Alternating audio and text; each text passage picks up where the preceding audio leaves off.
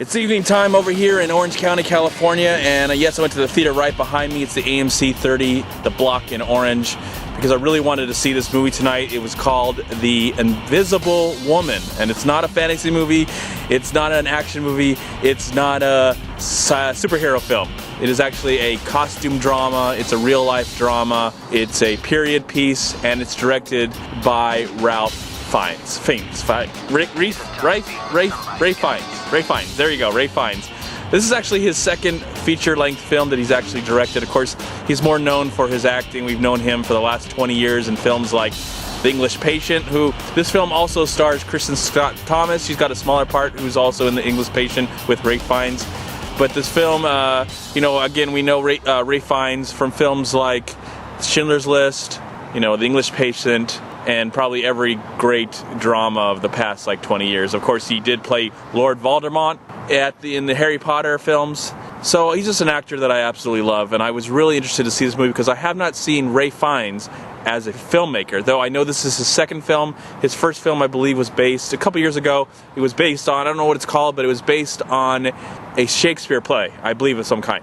He's also directed another film in the next couple of years, but he's definitely known more for his acting. He's been nominated countless times for Academy Awards. Sadly, he has not won as an actor, to my surprise. I probably should have won in 1993 for Schindler's List, but oh well, what can you do? So yeah, this is a brand new movie. For most people, it might be a 2013 film. For me, it's going to be 2014, even though it is nominated for Best Costume Design at this Academy Awards. But for me, it's going to be a 2014 movie. We're already into the month of January, and I just really want to see something. I want to see something more interesting than all the crap that's really just coming out this month. January's almost over. We're going to get into February very soon. But I really wanted to see this movie. It looked very, very interesting. And yes, I'm aware of Charles Dickens, but mainly as the author. Like things like Oliver, Great Expectations, A Christmas Carol, which has been done to death many, many times throughout the many years. But I was more interested. I was more interested in this film because I didn't know much about the real life of Charles Dickens. I didn't know much about the man.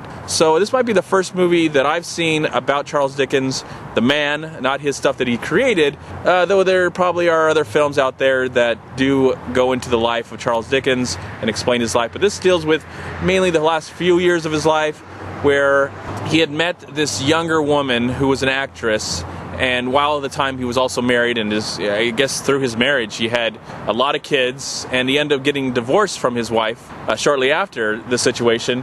But at the same time, he met this woman and they formed this relationship, and it did go on and on and on, but I think through the press and everything, because he was so famous at the time, and celebrities was kind of probably something that was so new, and if you ran into a celebrity, it was probably the luck of the draw. Now you can probably run into a celebrity just by going to the store sometimes, especially if you live in California or probably New York. But in this time, celebrity wasn't, it was such a big thing because you probably didn't run into these people very often. So he's going around the country, doing his thing and trying to hide this woman, in the sense, he loves this woman, but through the press, I don't even know if they use the real names or something. It gets a little complicated when it comes to that. But overall, if you really love acting and you love character-driven stories, you love the art of acting, and you love how movies can kind of take you out of today's experiences and bring you into another world through the costumes, through the production design, through the art direction, this is an exceptional film. I was quite interested throughout.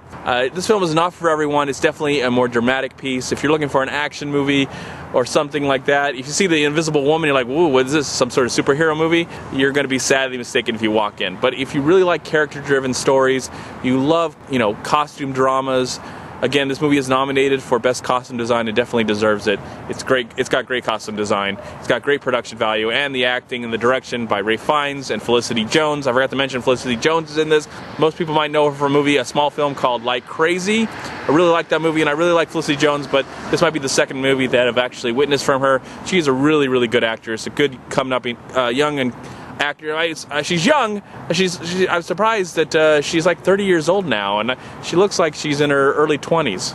But maybe because she's just a nice young-looking girl. Anyways, the acting in this film is great. The direction by Ray Fiennes is really, really awesome. He does a great job. Of course, he's probably done theater work and directed theater work, I should say. I'm not really sure. But as a filmmaker, he's really growing for the first time I've seen a movie that he directed, this is a really great example of his direction, and I really be interested to see the film that he did a few years ago, and looking forward to if he is going to expand his world as a filmmaker as well as stay as an actor, because he's one of our greatest living actors today, and I really love Ray Fiennes. I love whether he's in a comedy or drama. He's mainly known for being a dramatic actor, I should say.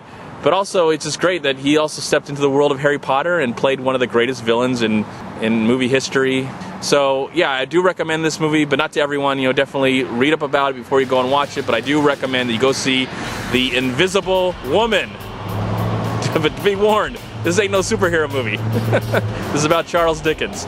All right, I'm going to give The Invisible Woman 3.5 stars out of 4.